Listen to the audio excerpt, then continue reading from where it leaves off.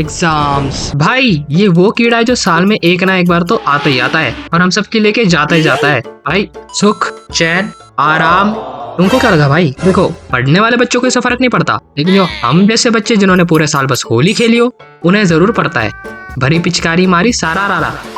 भाई ये वो दिन होते हैं जब घर वाले हमसे हमारी आजादी छीन ले लेते हैं। फोन ले लेंगे, कंप्यूटर ले लेंगे, फुटबॉल ले लेंगे, हमारी समझ में नहीं आता। एग्जाम्स चल रहे हैं, आजादी में लड़ी जा रही जंग। फोन से तो इतना दूर हो जाते हैं कि लगता है फोन के साथ हमारा तलाक हो गया हो। और पढ़ना तो उतना ही मुश्किल लगता है जितना जेठालाल का बबीता जी को पाना।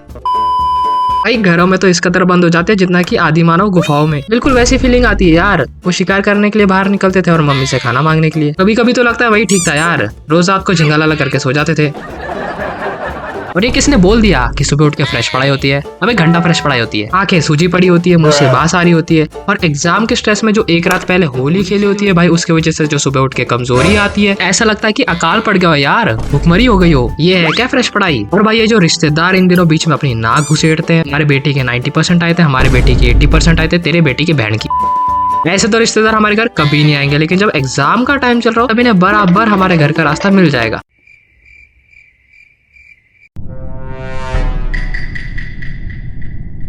ऐसे टाइम पे आपका कितना ही जिगरी दोस्त रहने दो, बताएगा नहीं कि पढ़ रहा है, कभी नहीं।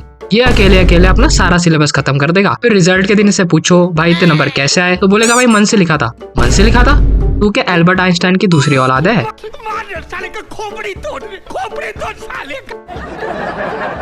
ऐसे टाइम पे गलती से भी टॉपर के पास मत चले जाना भाई। मैं गया था, मैं सोचा पढ़ने वाला बच्चा है, बता देगा क्या क्या पढ़ना है। इसने हाइलाइटर से पूरी बुक रंग दी। मैं कहा क्या भाई रेम्बो बना के आना है? कहता रेम्बो नहीं है, इंपॉर्टेंट पॉइंट्स हैं। भाई एकदम नई नवेली चिकनी किताब भाई, संभाल के रखी थी मैंने अलमारी में पिछले 1 साल से। सोचा था 200 की किताब है, बेचूंगा, 100 रुपए तो निकल ही जाएंगे। इस कंजर ने वो भी रंग दी। और ऐसे टाइम पे टीचरों के अलग ही चक्कर चलते हैं। सुबह मैं गया था एक टीचर के पास पूछने, सर बता दो क्या क्या पढ़ना है। ऐसे घूरता मुझे जैसे कि मैंने इसकी बेटी भगा ली हो। कहता दिखानी में कॉल पे बात कर रहा हूँ, मतलब स्कूल रोज मैं आऊँ, फीस पूरी मैं भरूं, वो 10 kg का बोरा लेके रोज मैं आऊँ और सुन के भी मैं ही लूं। बेटे अब तो मैं तेरी बेटी पक्का भगाऊंगा। और एग्जाम के दिनों में और बच्चा एक ही चीज की एक्सपेक्टेशन रखता है, कैसे न कैसे करके एग्जाम कैंसिल हो जाए। और उसके लिए ये अपनी अलग ही इमेजिनेशन क्रिएट करेगा, जैसे कि स्कूल में आतंकी हमला हो जाए, स्कूल में बाढ़ आ जाए, या फिर प्रिंसिपल की बीवी उसको छोड़ के भाग जाए। यानी कि अपने फायदे के लिए हम किसी के भी। और पढ़ने के लिए हमारा कोई मोटिवेशन नहीं होता, हमारा मोटिवेशन होता है हमारे बाप की बेल्ट। भाई उसके सामने तो संदीप महेश्वरी भी फेल है, क्योंकि भाई जब बाप की बेल्ट पड़ती है ना, बिल्कुल वैसी आवाज निकलती है जैसे कुत्तों की निकलती है चिल्लाने पे। और ऐसे टाइम पे तुम्हें तुम्हारी माँ के अलावा और कोई नहीं बचा सकता। और इन दिनों गलती से भी अपने दोस्तों के साथ ग्रुप स्टडी पर मत चले जाना। कब यूट्यूब पे पढ़ते पढ़ते क्रोम पे पढ़ाई शुरू हो जाए पता नहीं लगता।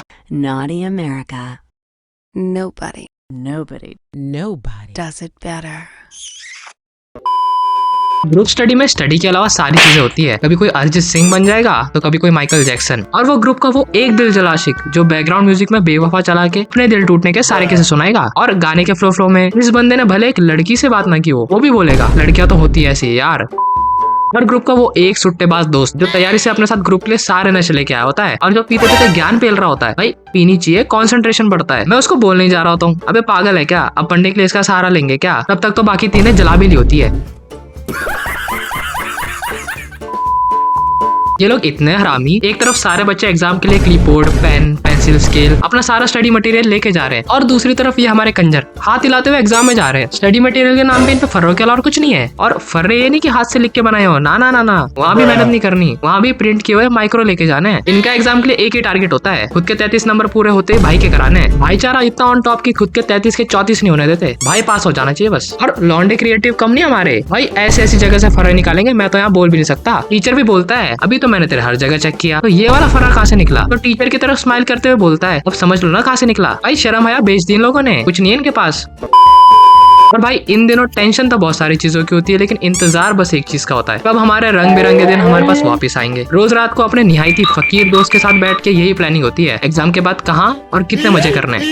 प्लानिंग दुबई जाने से नीचे तक की होती ही नहीं। हालांकि इमेजिनेशन उतनी फेक है जितनी दीपक कलाल की मर्दानगी। जाना तो हमने अपने घर के पास उस नुक्कड़ पर ही है। एट लास्ट नुक्कड़ ही हमारा आखिरी साथी होता है, और नुक्कड़ वाला अपने अलग ही ख्यालों में खोया है। वो सोच रहा है हम उसके यहाँ रोज इसलिए आते क्योंकि हमें उसके हाथ की चाय पसंद है। अब भाई उसको कौन समझाए, यही लास्ट ऑप्शन है और कुछ है भी नहीं। वो 10 की चाय हमें 7 में बेच रहा है, और हम दुबई जाने वाले 3 रुपए बचाने के लिए उसकी और तारीफ में लगे कि वाह भैया मैं तो ऑर्गेज़म आ गया आपकी चाय पी के।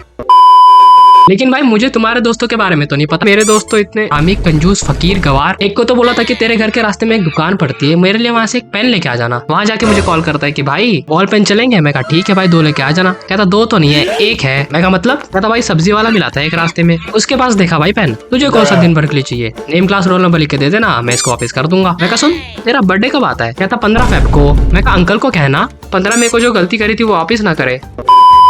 भाई जैसे तैसे हम एग्जाम में पहुंचते हैं सब्जी वाले का पेन लेके। और यार मेरी इन टीचरों से रिक्वेस्ट है यार, भले क्वेश्चन पेपर सेम कर दो लेकिन इंस्ट्रक्शंस अलग कर दो यार, प्रॉपर और क्लियर हमारे लिए। मैंने पढ़ा पहला इंस्ट्रक्शन, वहाँ लिखा है answer the following all the question. भाई मेरे को नहीं आते, मैं फर्र निकाल के देखने वाला हूँ कौन सा आया कौन सा नहीं, उस हिसाब से करने वाला हूँ मैं पेपर। अगला पढ़ा draw a neat and clean diagram with a pencil. Pen तो है सब्जी वाले के लेके आए, पेंसिल किसे ले? रेडी वाले से। अगला पढ़ा figure should be NEET and clean. मैं कहा फिगर्स? ये तो थोड़ी थोड़ी ग्रुप स्टडी की पढ़ाई याद आ रही है।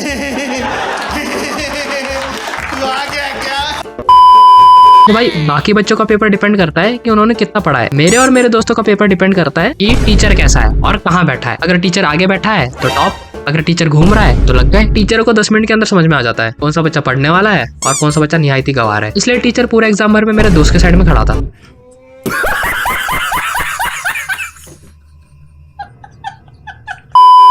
ये वाला एग्जाम तो जैसे तैसे निकल गया। अगला एग्जाम था MCQ बेस, और यहाँ हमने सेटिंग कर ली एक समझदार लौंडे से, और ये हमें आंसर बताने वाला था अपनी उंगलियों के इशारे से। भाई सब कुछ एकदम परफेक्ट चल रहा था। 20 नंबर के MCQ, 8 नंबर के फर्रे, हम पास।